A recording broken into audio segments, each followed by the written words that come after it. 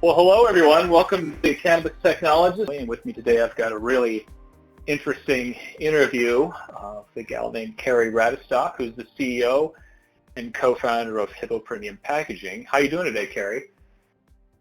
I'm doing great, Rob. How are you? I'm doing great. I'm really excited to talk to you. As we mentioned, I've got a little bit of background on what you do. I wanted to try to introduce you to our listeners. Kary's got a very seasoned 25 years of experience in commercial print packaging, both domestic and internationally. And that ranges from large-scale digital format printing to trade show booths, to print on demand, to print management, POS, retail signage, promotional products. I guess the first question is there something you have not printed on before, given your huge range of experience? You know, that's funny. I mean, what's so interesting is how many purposes the cannabis industry has found to print on, and how companies like us have to be a specialist in each of them. So it's very fun. All of them are a little bit different, having their own challenges, but I feel very blessed that I've had such a varied experience. And I'm not sure I can say I haven't printed on a surface yet, but there's probably something that I haven't printed on yet, but I don't know what that is. Sure, to be determined. So, yeah, Kary, how did you, given your seasoned background in packaging, what led you to carving out a space and servicing packaging and branding in the cannabis sector? Well, I came from a Fortune 500 company. At the end of it, and through acquisition, it was R.R. Donnelley, and they're the largest printer in North America and one of the largest in the world. And I was sitting in my office in Vista, California, and within a month or maybe 6 weeks, I had 5 different people walking into that little plant with a vape cartridge and looking for packaging for a vape cartridge. And it was so surprising to me because the printing industry and packaging, is a real declining industry, and people don't usually just walk in looking for help anymore. It's really more of the printing industry reaching out to try to get business. People have not been just walking into printing companies for quite some time. And so it struck me that there was a real need. And there's a real need because these were all startup businesses that were looking for short-run packaging solutions. And I looked at this and I said, we've got to figure something out for them. And I said so to my boss at the time, and he said, okay, well, let's look into this industry. Why don't you write me a business plan? So I said, all right. And so I started looking into it. And as I got deeper and deeper into the industry, my corporate company, my company, they got more disengaged and a little less focused on it because they shut down one of our Washington plants. And this Washington plant was a packaging plant doing $1 million worth of packaging for the cannabis industry. And as I was writing my business plan to go after this industry, they went to that plant and said, we need you to stop taking cannabis work. We can no longer take this work. And we were like, whoa.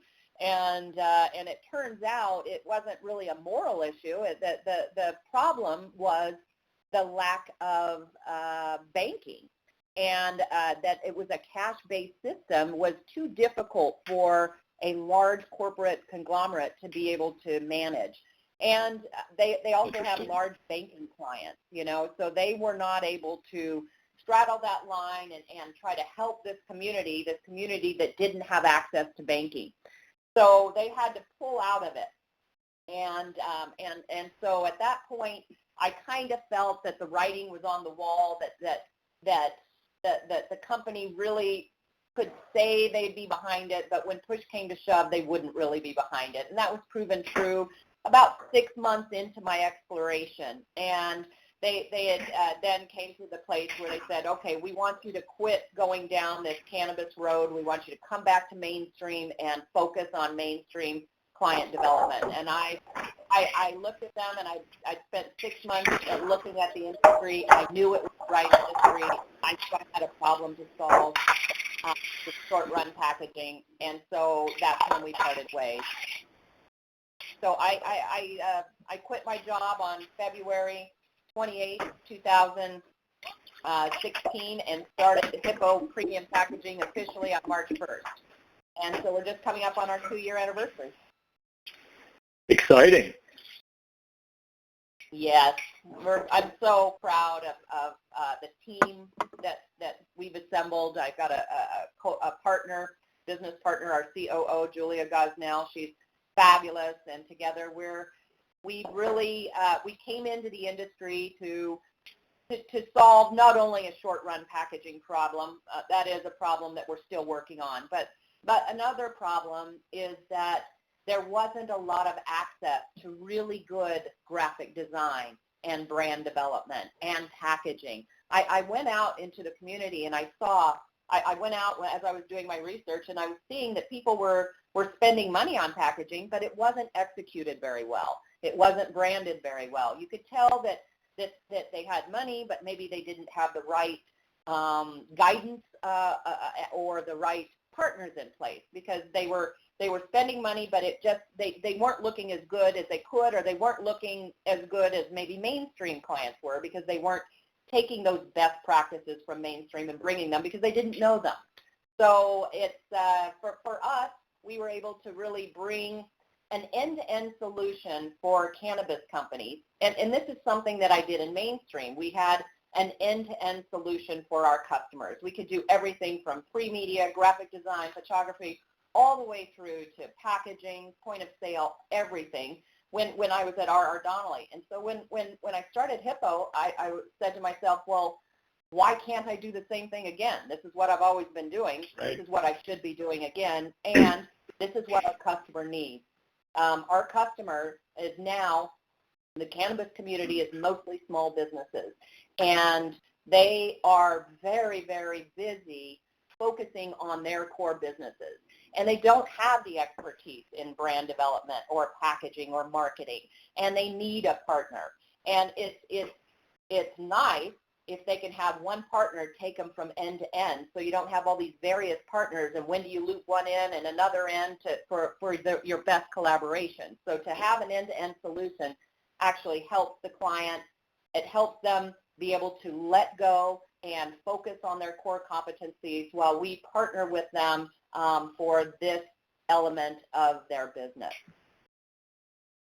That's really interesting, and that's a parallel phenomenon I've seen in distributors in cannabis.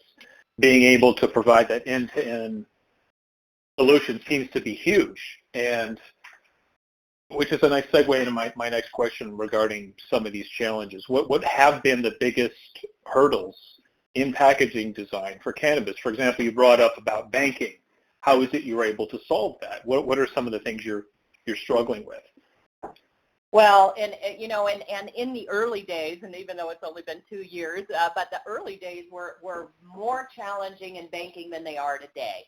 I would have to drive hours myself to pick up deposits and pick up money, because people wouldn't even go into a bank. I'd have to drive to pick up cash.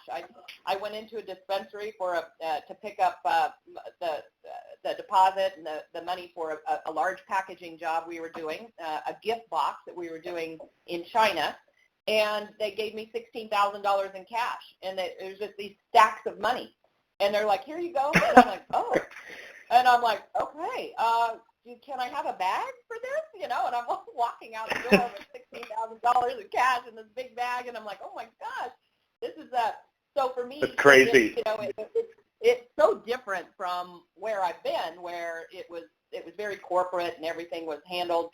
But those are the things that we had to work through. And now I would say 95% of my clients have bank accounts, and if they don't, they will go and put cash into our account. So most of those challenges are improving.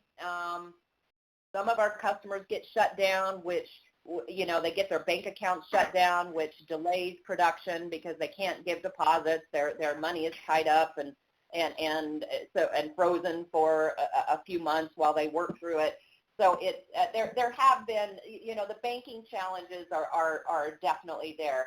But now the real big challenge is the regulations. And it's what has happened, and the regulations, what they did was in California, and California is the biggest cannabis market in the nation, if not the world. So a lot of eyes are on California right now. And so California just instituted this adult use market a month, 6 weeks before we went live with this adult use market. They put the regulations in. Only 6 weeks, and anybody who knows packaging and brand development and all of that, 6 weeks is barely enough time to do your planning. You've got 4 months of production after that, so it sends the whole industry scrambling, and a lot of other states are looking at California in developing their regulations and their infrastructure for regulating adult use and medical cannabis. So for California to spend the time and go through it, they looked a lot at Colorado and Washington and some of the other states to develop their own. But that has been a real challenge, is the lack of regulations for so long, and now the regulations are set. They give us only 6 weeks to get compliant, so that definitely has been a challenge. I'll bet. Now, are you expected to be an authority on compliance and regulation with your clients as it relates to packaging? And does accountability is there a clean line there between, the work that you guys do and servicing clients? How does all that work? Well, and that's a really good question, Rob. And the answer is yes, and yes, and no, we won't take final legal responsibility. So let me answer that in the way that I'm intending it. It's, we are expected to know what the regulations are.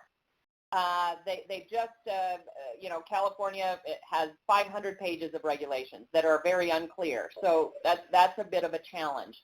But for example, I'll walk into a meeting, and we're meeting with a dispensary in Ramona, and they have all these great ideas for packaging. They're like, we want to do this, and we want to do this, and we want to do this, and they're so excited. And I look at them, I'm like, well, that's all fine and good, but none of these ideas are going to be compliant for you.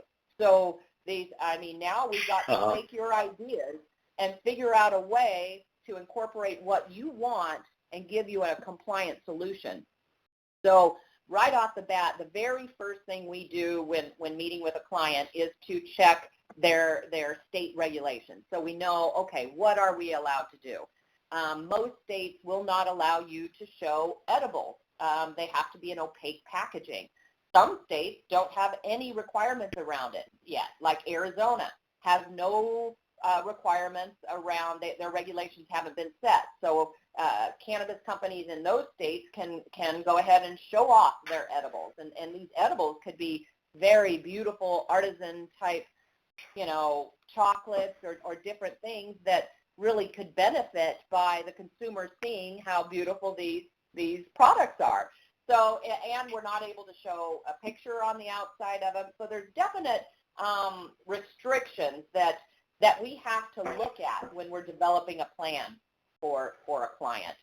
And what we've done is we've just brought on, we call him our legal watchdog. He's a retired attorney that helps us.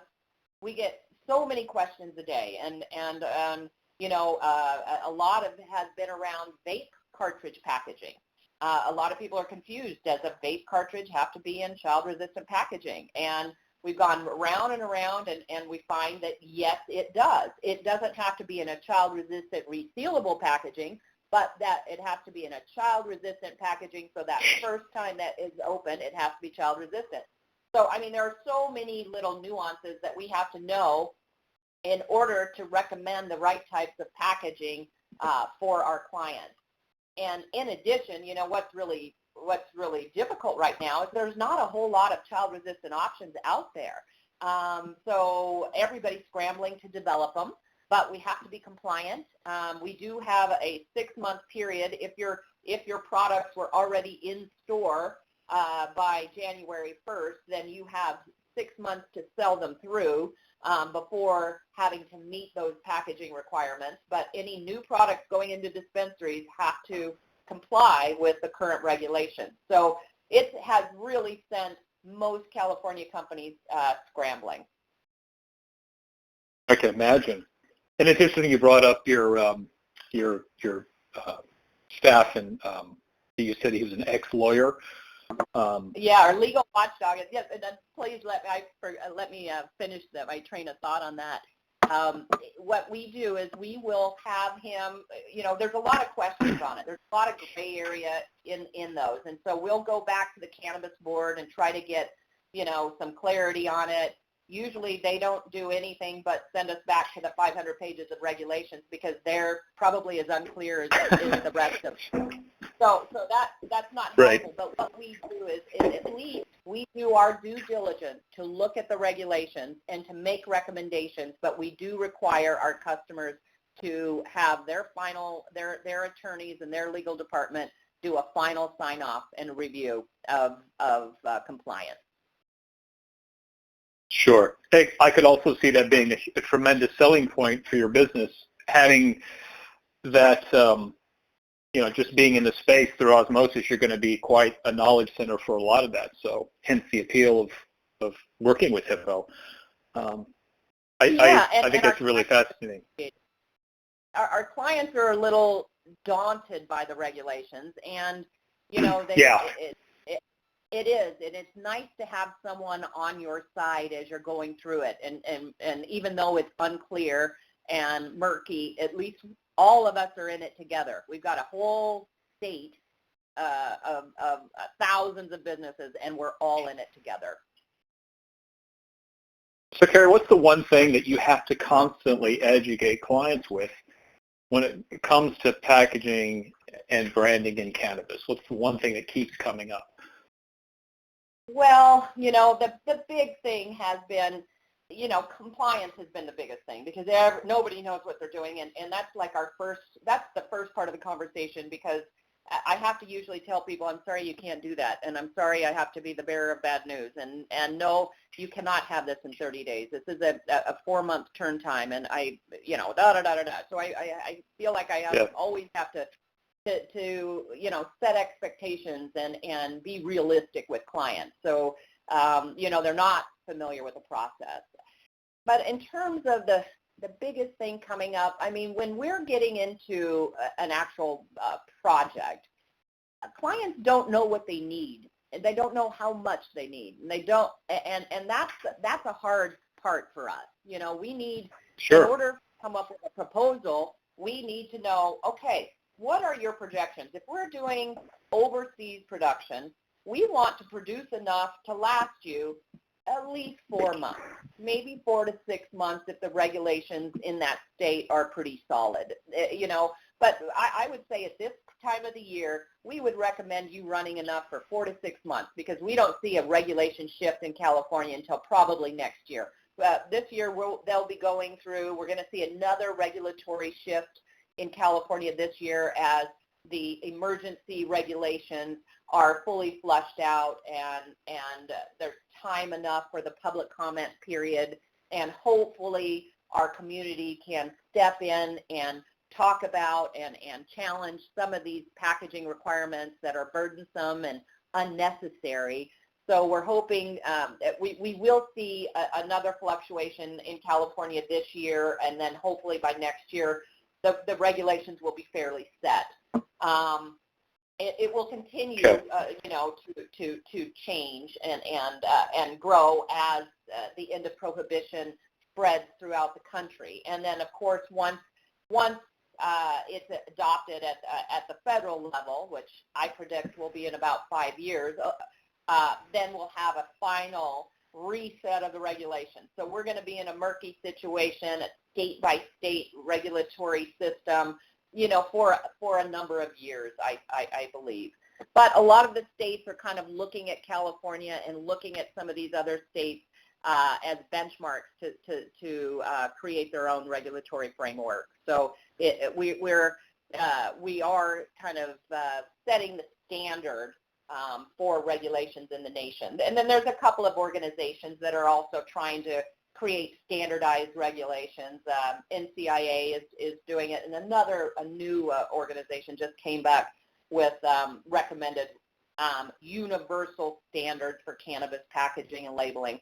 So I think as an industry, we're all going to be working towards some sort of a universal framework, because there are some companies that are operating in multiple states, and it becomes very, very difficult with your packaging, because you've got a universal symbol that you have to print on all your packages, but it's not the same universal symbol. It changes from California to Washington to Oregon. It's a different universal symbol.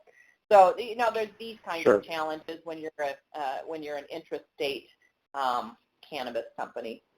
And I'm not sure if I've really answered your question, but the thing is that I think the biggest challenge is that companies don't know what they want or what they need, and they don't know how many they want. So that's a time-consuming process for us to try to say, okay, you guys have got to look at your projections and your sales, and what do you think you're going to do? How many are you going to sell? What's our versioning like?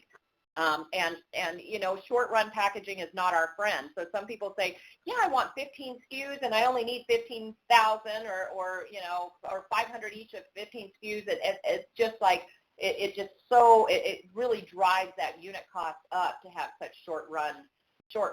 So if you can plan and plan well, you don't want to be stuck with a bunch of obsolete products, but you also want it to buy your packages at the best price point possible. So careful planning is important, and it's something we rarely get is good projections, and we have to really drag it out of clients in order to even develop a proposal. And then in terms of branding, branding's a completely different animal than packaging. And in branding, I think probably the biggest challenge is people are afraid. They want to copy someone else because they don't know what else to do. They admire a brand and say, yeah, I want to be like Kiva, or I want to be like Lola, or I want to be Candescent. They'll have these beautiful brands that they want to be. And and I have to say to them, well, Candescent is taken. I guess you're going to have to be you. And they just look at me with these big bug eyes, full of fear. They do, and they're like, oh, no, what am I going to do? I don't know how to be me. Sometimes that being you doesn't feel special enough or something. And authenticity, and it's such an overused word in branding, but it's important.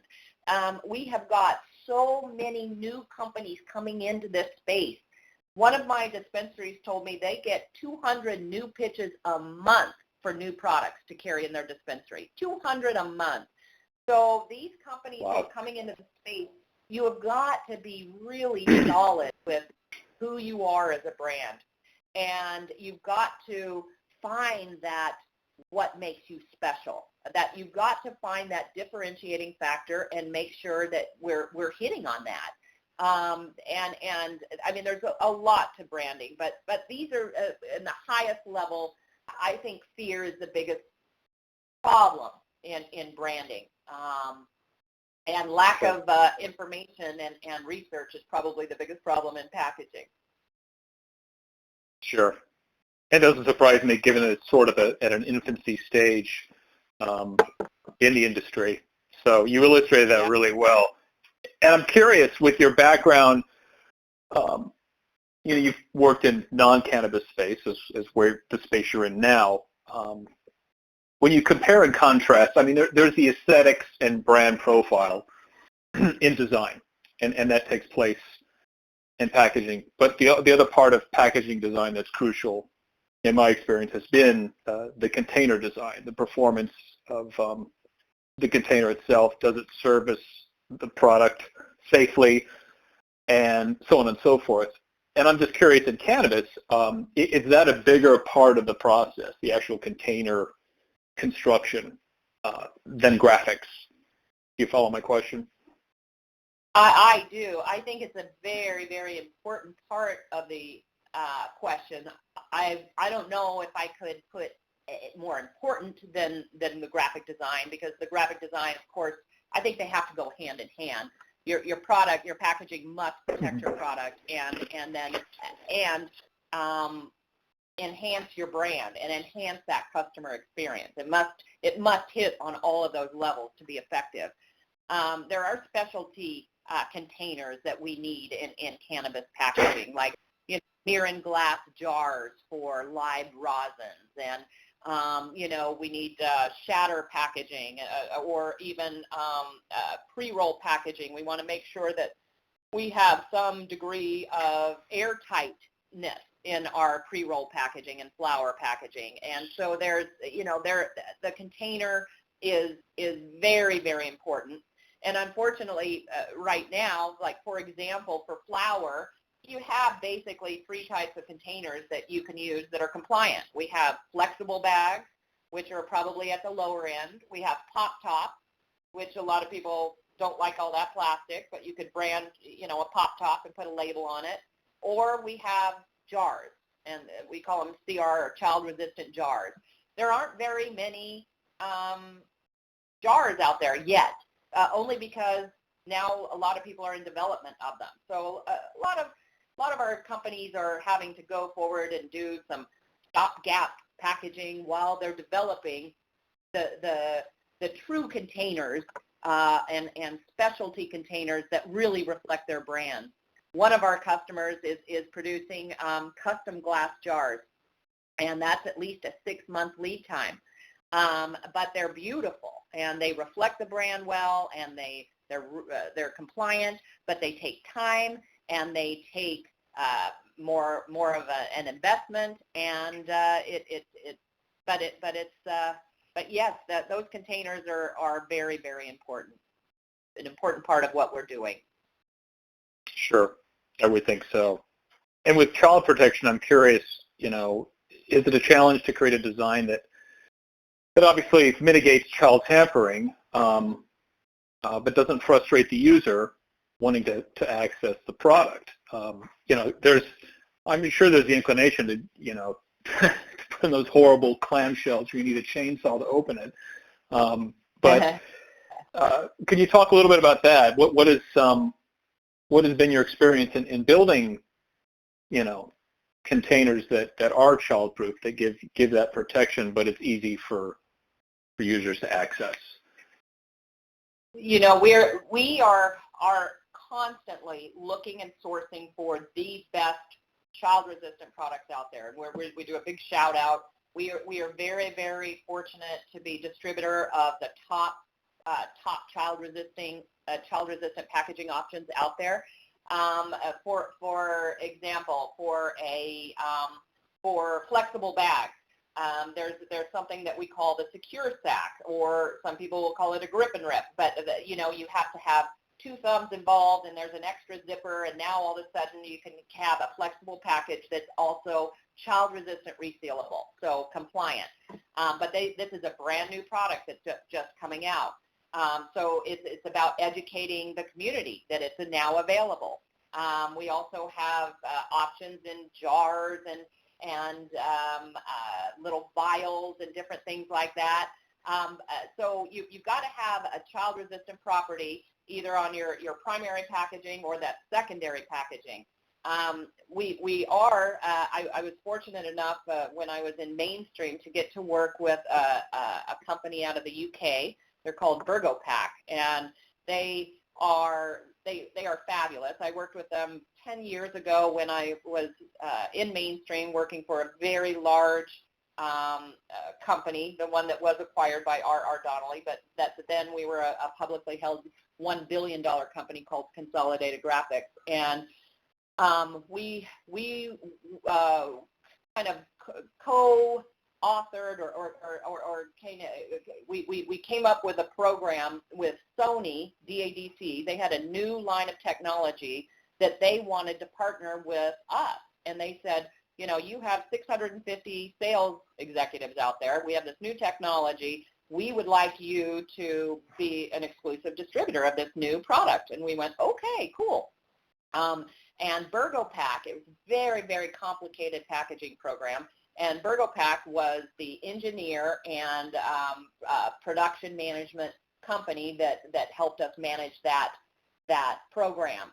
So fast forward, they reached out to me last fall, and maybe it was summer, and asked for a meeting with me. And they came over from the UK, and they sat down, and they reminded me that they are one of the most dominating forces in pharma packaging, child-resistant pharma packaging. And they said, we have attained the highest level of child-resistant compliance that there is out there, and this is what we're known for, and we want to start a cannabis line. And I just looked at them and I went, yes, please. And they said, we want you to help us. And I'm like, okay, let's do this. So we started looking at form factors and what's going to come first, and what shall we do. And at the same time, we had Hippo had a booth, our very first booth in Vegas at the MJ BizCon, which is the biggest trade show, cannabis trade show in the U.S.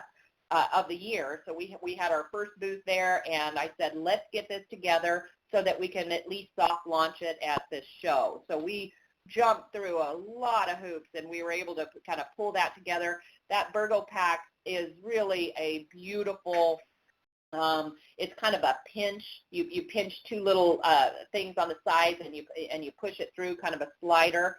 But we've looked at every type of child-resistant, we call it CR packaging, in a folding carton out there. And really, they were clumsy. They weren't as functional. They weren't really beautiful, so they didn't reflect well on the brand.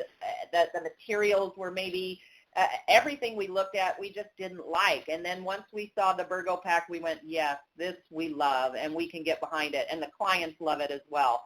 So that particular program is currently in testing. A very similar technology has already been approved for the pharma industry. We just have to retest these different pack sizes for the cannabis industry. And so that's in testing now. We expect that to be finished in about 30 days, and we will be shipping our first BurgoPack child-resistant finished products probably by around April 1st. So we're excited about it. We're excited to be able to collaborate with such a powerhouse that is known for their IP, for their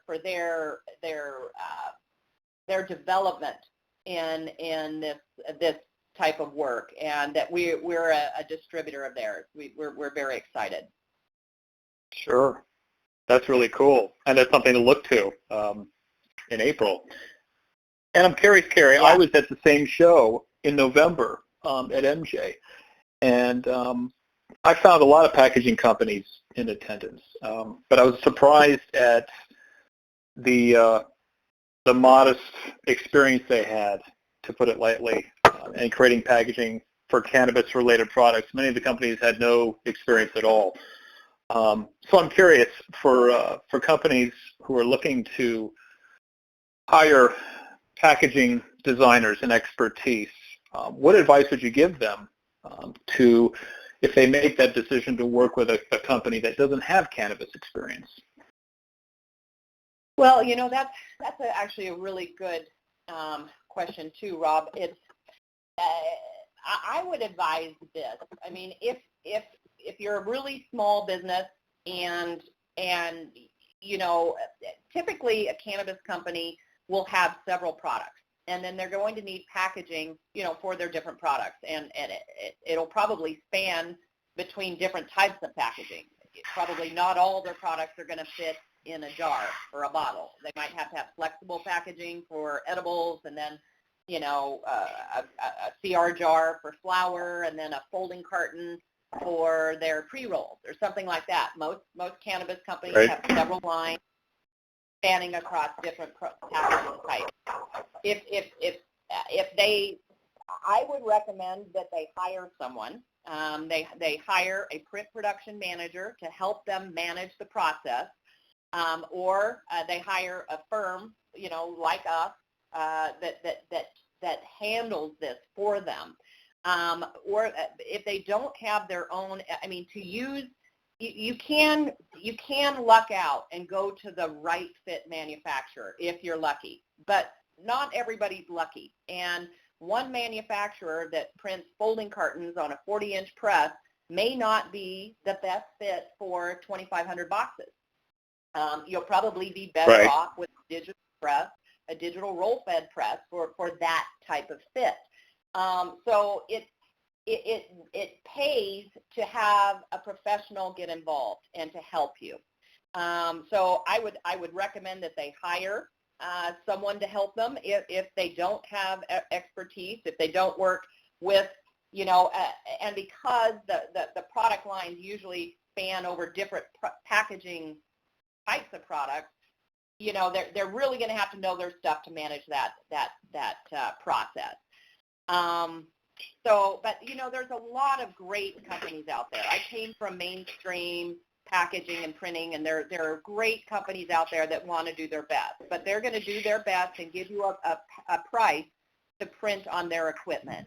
And so you really do want to have someone who is not tied down to one plant that has to fill one press and want to keep that running whether it fits or not. You really want to be able to source your material for right fit so that you can get your best prices on your packaging. So I know that's a long, convoluted answer, but I would say try to hire a professional. You can get a part-time print production manager to help you manage the process, or engage with a packaging partner or agency like a Hippo, or just really know your stuff. And as long as you know what needs to be done on packaging for cannabis, then you may need to teach that supplier. And so make sure that you have extra time and patience to do that. Sure. That's a totally fair answer, and I appreciate that. Very interesting. So, Kary, what does Hippo packaging look like? I mean, you are in California. You're in San Diego, aren't you? Yeah. California, I think I read, is the 7th largest economy in the world. With its changing legislation, I mean, it's going to be a really, really big deal. Where do you guys see yourself in 5 years? Well, we are located in California, but we have clients all over the nation and in Canada. So we're a national North American company based in San Diego. We're remote, so we have our team live remotely, and our business model is that we like to have boots on the ground in the markets in which we're serving. So right now we're starting in California because it is such a big monster, and once we kind of tackle this market, we feel we can roll it out into the other expanding markets and do that effectively. So, I see right now Hippo is one of the fastest growing agencies in this space. We are so fortunate that we've had great response to our marketing efforts. We're doing things like writing blogs and teaching and trying to get the word out, and that has resonated with the community. We're doing good work and showing that work. So we've been very fortunate that we're growing based on demand, and we feel that we will continue to grow. And we even though we're concentrating on the California market, we're printing packaging for a dispensary in Colorado. We're doing we're going to be starting on brand development for a Massachusetts company, also a Canadian company, and we did a brand development for an Alaska client. So we've also got Nevada clients. So even though we're in California, we're pretty spread out. I see us as being a dominating force in the industry as we grow, and we're growing fast now. We're helping people. We'll continue to do what we're doing, and I hope within 5 years I do what I set out to do when I came into this crazy industry, which is to solve the short-run packaging problem. And I'd like to do that using technology and some of the tools I know from my mainstream days, and I've got plans to do that. So I'm hoping within 5 years that we have developed this to a national powerhouse serving this community, and we're a leader in this space, and that we have developed technology platforms to solve short-run packaging, not only for cannabis clients, but for mainstream as well. And in doing so, returning the power back to the small businessman. Fascinating stuff, Kary. I loved our conversation, and we are out of time. I feel like we could talk another 2 hours. But for our listeners, could we? How would you direct them if they wanted to learn more about you or Hippo Premium Packaging? Yeah, I would just direct them to our website. It's hippopackaging.com. There's a lot of information on the website. We also have on there kind of the California regulations at a glance, where you could just download kind of a high-level view of what needs to be on the front panel. Everybody's confused, so we put this little document together so they can download that. I believe there's also our 30 branding questions. We have 35 questions that we like our customers to answer when they're developing a brand, and to help them really think about who they are and how they're going to position themselves. And so there's a branding questionnaire also on the website that they're able to download that can get them start to think about the right questions they should be asking themselves, and the right thoughts that they need to have together before they really develop their brand, at least to develop a brand that's going to compete in today's market. Good stuff. And I concur. I've been to the website, folks. It's a really well-done piece. So thank you so much, Kary. I really appreciate the education. Maybe we could do this another time. Thanks, Rob. We appreciate your taking interest in Hippo and our team, and I'm so proud of them and grateful to you for the time I got to spend with you today. Well, thanks so much, Kary. That's it, everyone. See you next time.